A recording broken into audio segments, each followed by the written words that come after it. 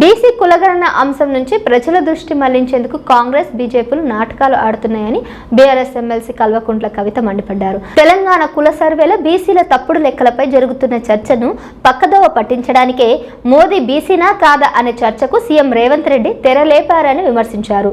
రాహుల్ గాంధీది ఏ మతం అంటూ కేంద్ర మంత్రి బండి సంజయ్ ఆ చర్చను కొనసాగించే ప్రయత్నం చేశారని దుయ్యబట్టారు. కాంగ్రెస్ బీజేపీలు ప్రజలను పట్టించుకునే పరిస్థితి లేదని అన్నారు. మోదీ బీసీ అయితే మాకేంది, ఓసీ అయితే మాకేంది అని కవిత అన్నారు. బీసీల జనాభాను కరెక్ట్ గా లెక్కించాలనేది తమ డిమాండ్ అని చెప్పారు. పక్కా లెక్కలతో అసెంబ్లీలో కాంగ్రెస్ బిల్లు పెట్టాలని, దాన్ని కేంద్రంలో బీజేపీ ఆమోదించాలని అన్నారు. ఇది చేయకుండా మోదీ కులం గురించి, రాహుల్ మతం గురించి మాట్లాడుకుంటున్నారని మండిపడ్డారు. బీసీ బిడ్డలను మోసం చేయవద్దని హెచ్చరించారు. వంకర టింకర మాటలు మాట్లాడుతున్న ప్రజలను రేవంత్ రెడ్డి ఆగం చేస్తున్నారని దుయ్యబట్టారు.